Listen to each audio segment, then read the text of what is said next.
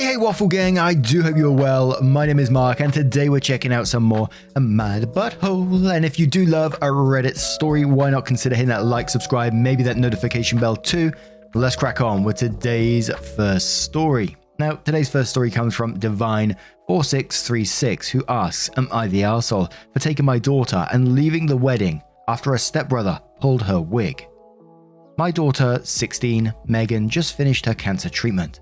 She's lost her hair in the process and she's been incredibly insecure because of it. She no longer meets friends nor welcomes them at our home, nor even meet family in person. It's been bad to say the least, but her stepbrother 18, Ben, has been making it worse with his nagging comments and jokes about her looks. He tried taking and posting pictures of her secretly to share, but I shut that down, even though my husband thought it was just harmless teasing. My husband's sister's wedding was last week. The family wanted Megan to go, but she didn't want to. I spent so much time trying to help her and convince her to start socializing again and see family. She agreed under the condition that I let her wear a wig, which I agreed. Not only that, but I took her shopping to pick her own wig and she looked beautifully stunning in her pixie hairstyle wig. My husband and Ben laughed when they saw it. I don't know why. We went to the wedding and everything was going well till this happened. We were all sitting and we started talking about Megan's looks. Suddenly, Ben reached out and pulled her wig and exposed her head. I was shocked, I froze, but Megan yelled and took her wig and ran. Ben, his cousins and some guests started laughing. I was upset, especially when Ben looked over my shoulder and saw my husband sitting next to his mum and laughing. I lost it on Ben and berated him in front of everyone and took my stuff, got Megan and got into the car and went home. Ben and my husband didn't have a ride home and my husband kept calling me, but I didn't respond. He came home asking about me leaving mid-wedding and upsetting his sister and then leaving him and Ben with no ride home. I argued with him about how Ben embarrassed Megan and humiliated her publicly, which must have ruined what's left of her self-esteem. He said that it was just kids teasing each other and that I overreacted and Ben had no malicious intent. He was just messing with her. I said I was sick of it. But he said that this is their way of bonding as step-siblings and I was getting in the way of it and being overprotective and unreasonable. We didn't talk after that and Ben is refusing to apologize and his dad is backing him up. Holy shit, I had to stop myself halfway through from making my comment there and then.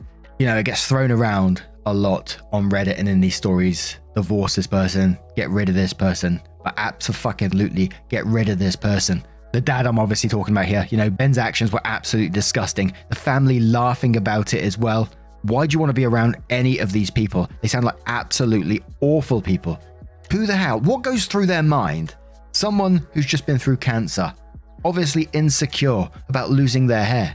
Ben not saying to his stepsister, you know, come to the wedding, I will support you, I will back you up whenever you need it. Not doing that, but instead pulling her wig off, embarrassing her in front of everyone, laughing and trying to make a joke about her. And the rest of the family laughing as well is absolutely disgusting. If I was a guest in that room, I'd be horrified by all their behavior. But not says, not the arsehole, but you need to divorce that man. His and his adult son's behavior is disgusting. There is absolutely no excuse for what Ben did. Infected replies to that saying, yes, when your daughter starts dating, she's going to look to your example about how a man should treat her, and what a healthy adult relationship should look like. If you stay with this man, you're teaching your daughter that emotional abuse is okay. Murphy says you would be the arsehole if you stay married to this man. I'd be kicking him and his arsehole son to the curb. Who the fuck makes fun of a cancer patient? Better yet, who lets someone make fun of a cancer patient? Why are you staying with this man? Monkey Wrench says not the arsehole, you ought to reconsider who you are married to. Your husband is equally as cruel as his son and we can all see where his son gets it from. Especially when you saw both your husband and his father laughing about it as well. They are a cruel family, and I'm sorry your daughter is suffering due to you not wanting to see the truth until this event. High on Catnip Brownies replies that saying the son, father, and his relatives were all laughing. OP, you might have been conned into marrying into a completely toxic family. Are you sure that your husband didn't tell his son to do it or egg him on to make your daughter the butt of a joke for his family? OP, please get your daughter a therapist. Not because it sounds like she needs therapy, but because she really needs a third party to tell about these incidents as a sounding board. Kind of like having a normal meter who isn't involved in the family dynamics because your husband is doing a good job covering for his kid. Your daughter needs a person who doesn't care about Ben or husband's feelings.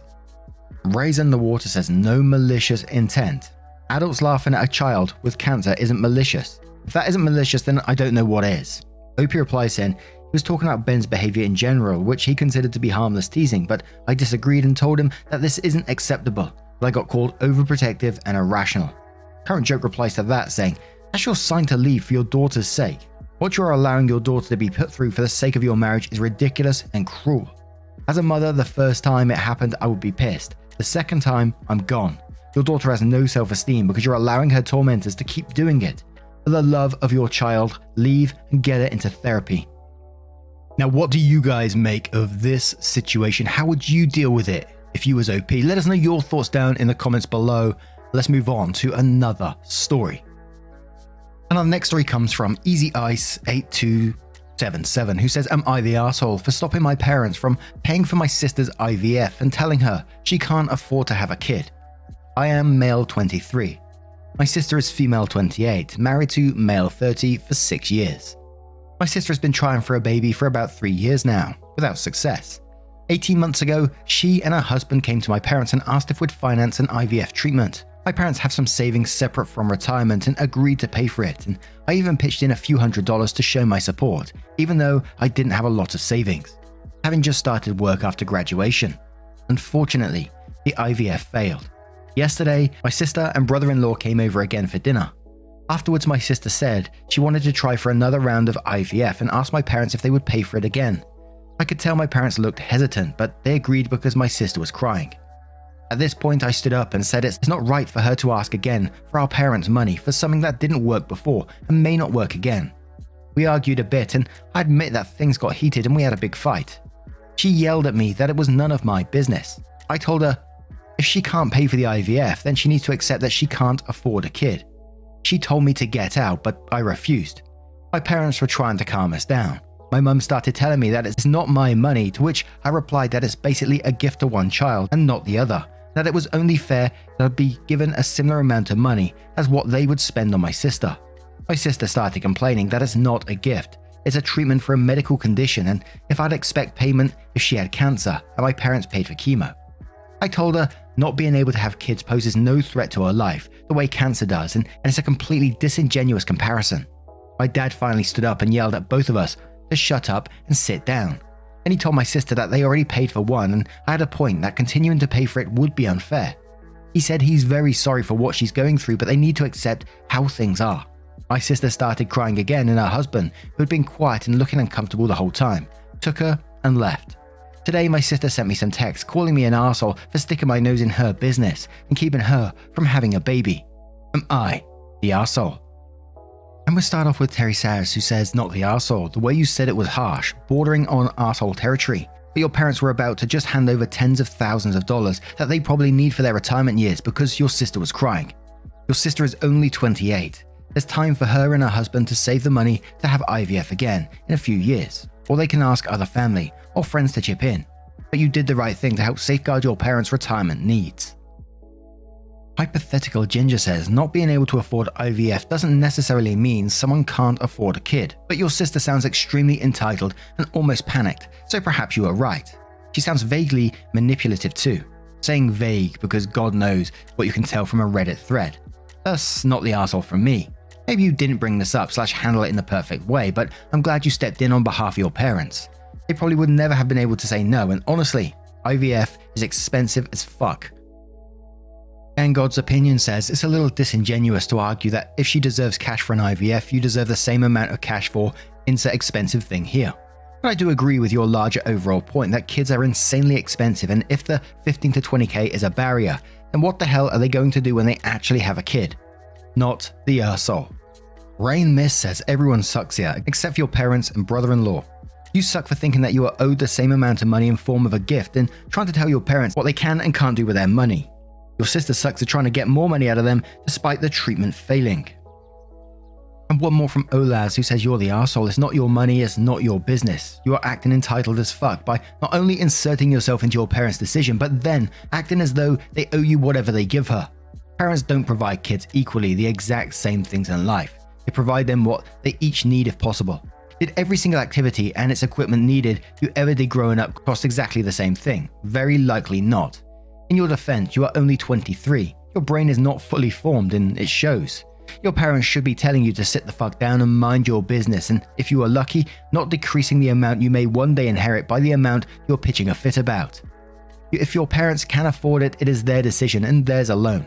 If they choose to wait a while and let your sister try other ways, that's up to them. You don't explain their full situation, your sister and her husband, but either way, it's still not your decision to make. Now, what do you guys make of this one? What would you do in this situation?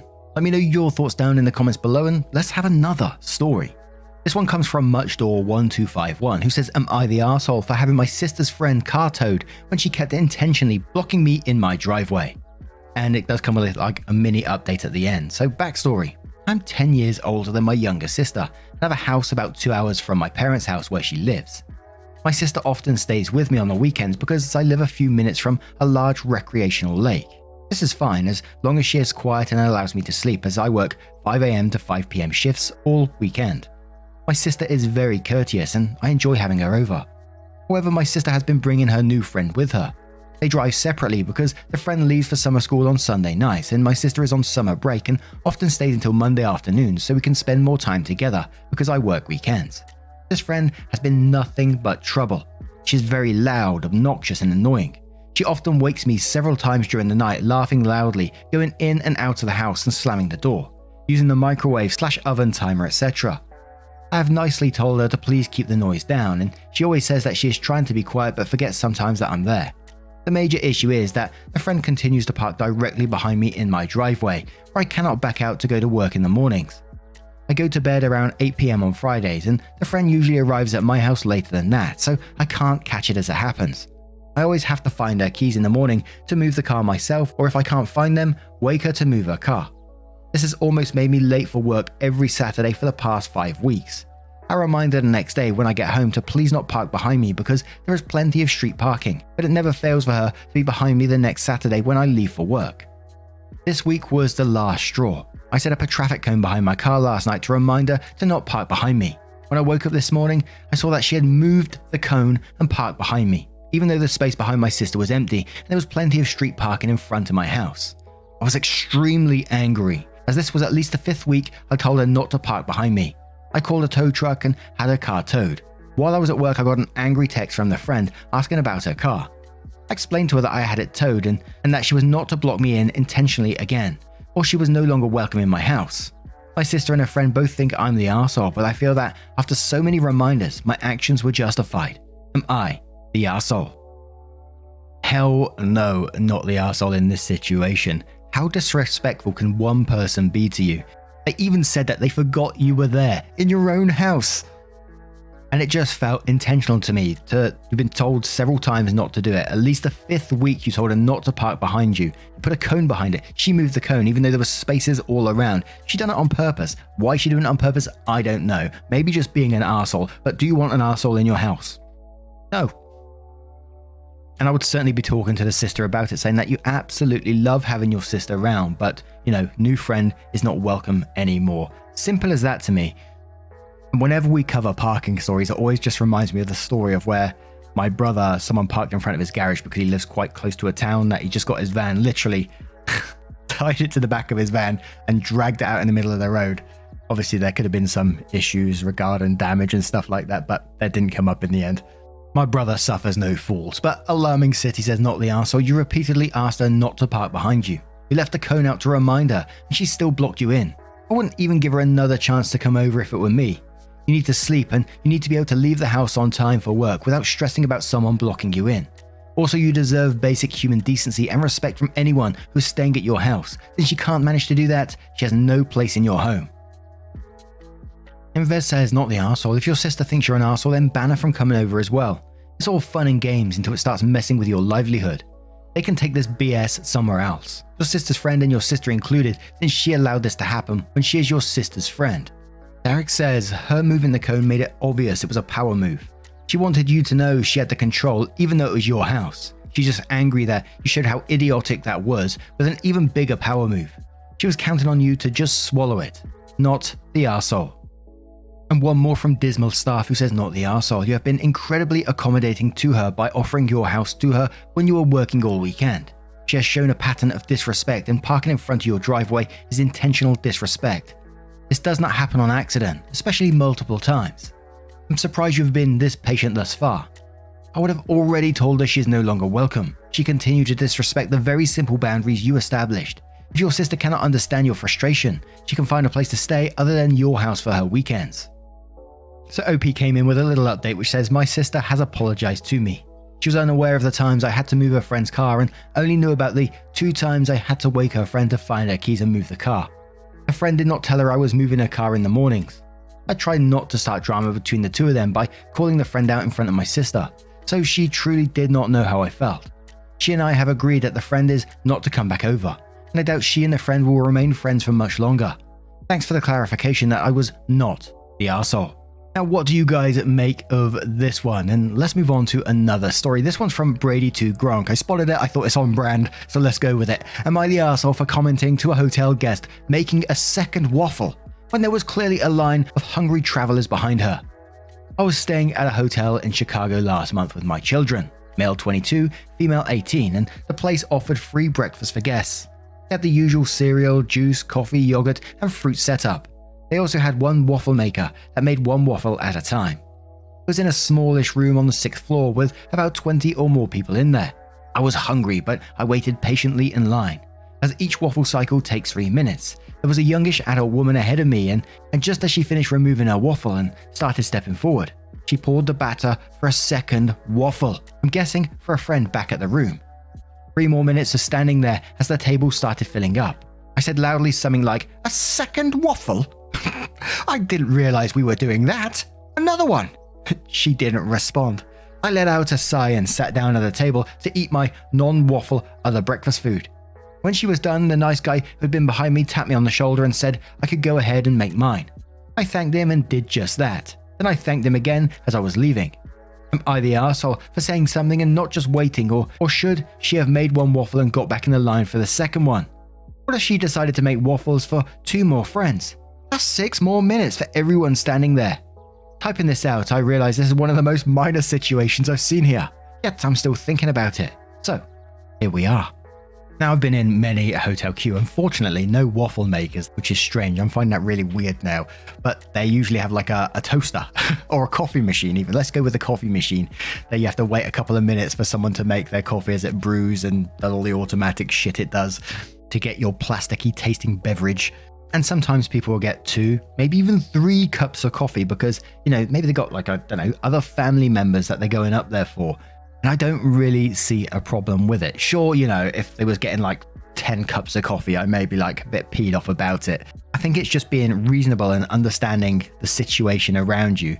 But 2 waffles, you're complaining about 2 waffles. Maybe she just wanted 2. She's totally entitled to 2. I think that's a fair portion to have, Maybe she had a child at her table that she was getting breakfast for there. What, you wanted to go round to the back of the queue? We were talking about 3 minutes of time here, so she'd have to wait for everyone else. We could be talking about 20 minutes here. She's already queued once for 1 waffle. Now she has to go for a 20-minute fucking queue again for a second waffle. You kidding me? And you stand there and make a passive-aggressive comment saying, "A second waffle? I didn't realize we're doing that. Another one." Like she was being greedy or something. Inconveniencing you for 3 minutes. Only 3 minutes. You can't be that hungry. I'd have been more peed off that you got to leave the queue after your little whinging episode and then got to stand back up and make it before me after you left the queue. The Brit coming out of me there. I would have been sighing like a mofo. But we'll start off with Wildfell Springs, who said, "You're the arsehole," in quotes, "a second waffle. I didn't realize we're doing that. Another one." And goes on to say, "I get you were frustrated, but this passive-aggressive, petty, dramatic behavior, that wasn't going to help the situation in any way. You already acknowledged that they were likely just taking 2 back to their room for someone else. It's the chance you take with a self-service buffet-style breakfast. I don't think you'd have the same issue if you were sat at a table and you sent one of your kids up to go get you a waffle each. I doubt you would be suggesting she rejoin the queue at the back. It was 3 minutes compared to rejoining the queue. A little bit of patience goes a long way in these situations. Everybody wants to get in and out as fast as possible, and expecting someone to rejoin the queue is unreasonable. I think you were also fortunate the person behind you allowed you to go in the front. I don't think I would have." Penguin says, "You're the arsehole and rude as muck. I'm sorry, do the guests need to check with you about their breakfast orders because it may inconvenience you by 3 minutes? Get over yourself and your sense of entitlement. Grab some fruit, it should hold you over for the entire 6 minutes. General relative says you're the arsehole. You made a big deal out of a 3-minute waffle, and you were such a baby that another guest pacified you by letting you make your waffle before he did. You set a poor and embarrassing example for your adult children.